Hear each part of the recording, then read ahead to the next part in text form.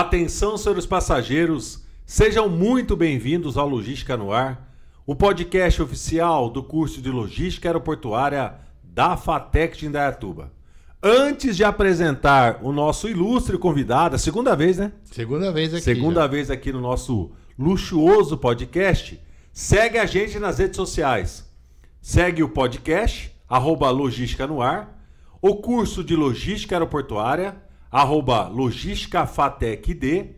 Segue também a FATEC de Indaiatuba, é só colocar aí FATEC de Indaiatuba, e também o Estúdio 2D Criativo, que transformou eu e Sandro em astros latino-americanos da internet. Agora sim, Toso, seja bem-vindo mais uma vez ao nosso podcast. Muito obrigado. Oi, pessoal, tudo bem com vocês?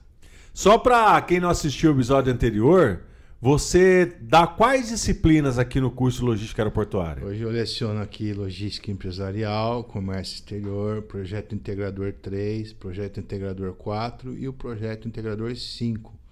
Quantos anos de FATEC já? 21 anos de FATEC em Indaiatuba. Indo e vindo de Jundiaí? Indo e vindo de Jundiaí todo dia. Para você que não sabe, o Toso também é autor, né? Quantos livros são, doutor? Eu tenho 2 livros de ficção, que é o projeto que eu tenho, que eu já publiquei, e tenho a continuidade que ainda estou produzindo elas. Estou já trabalhando bastante nelas ainda. O Toso é um cara muito bacana, a gente está sempre conversando de manhã, aprendo muito com o Toso. E aí eu trouxe uma pergunta aqui. Eu sei que parece que está saindo um acordo, ou estão conversando sobre o acordo entre Mercosul e União Europeia. Isso. Explica para mim e para todo mundo que história é essa. Depois de 25 anos, a União Europeia finalmente assinou o acordo com o Mercosul, né? É uma das mais longas negociações aí, que envolve um mercado da União Europeia de 750 milhões de pessoas.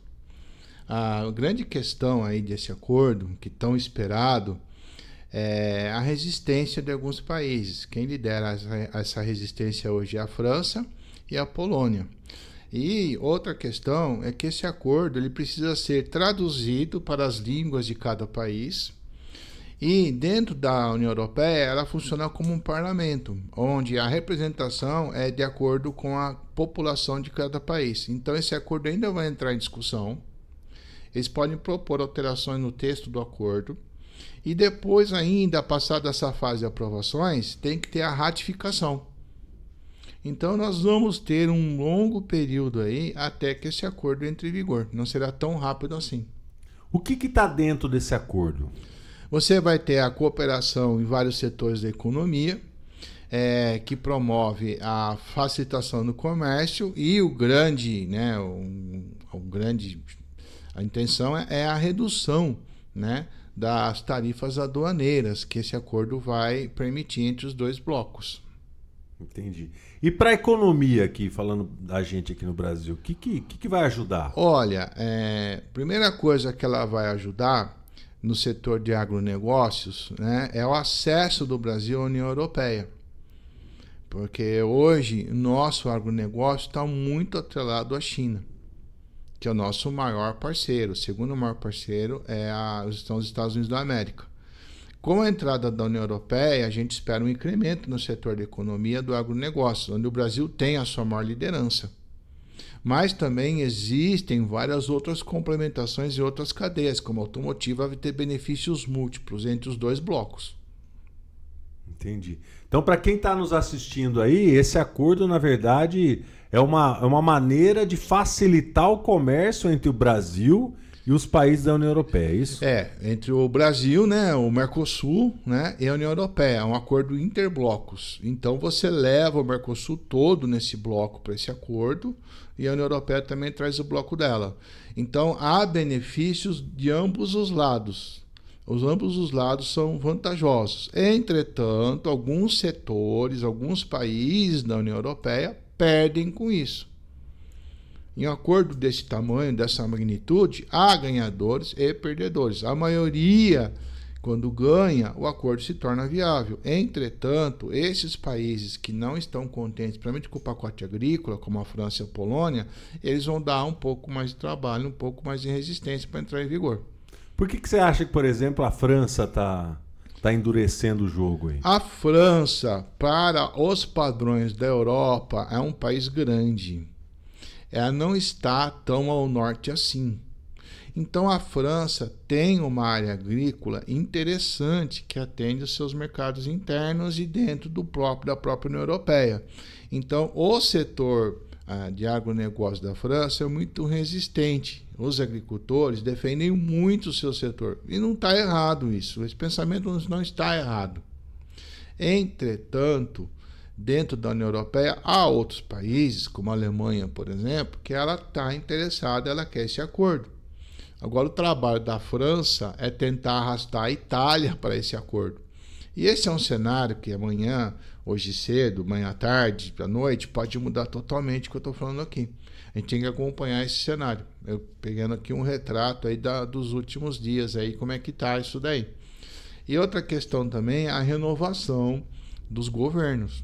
Em fevereiro, a Alemanha, do ano que vem, vai ter eleição, né? E aí pode mudar também essa visão dentro da Alemanha. Isso pode acontecer. Então é um longo período aí ainda de negociações dentro desses parlamentos de cada país e dentro do próprio parlamento da União Europeia. É muito errado eu pensar o seguinte: a gente ouve e acompanha muita notícia do Macron. O governo do Macron está meio balançando. Tem alguma relação com isso também? Tem relação com isso. O governo do Macron, ele vem perdendo a confiança, ele está enfrentando uma crise.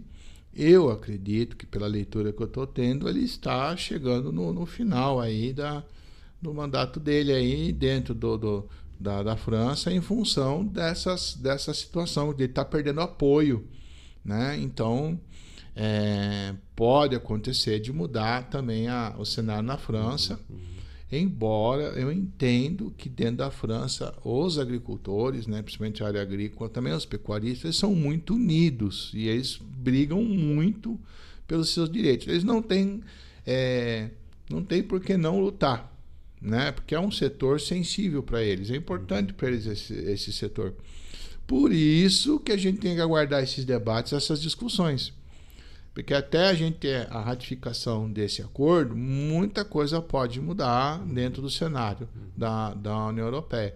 Mas, mesmo assim, esse acordo ter sido assinado inicialmente, ter sido aprovado inicialmente, é uma grande vitória dos dois blocos. Precisa sempre lembrar isso, são dois blocos que estão acordando entre si. Esse é o potencial.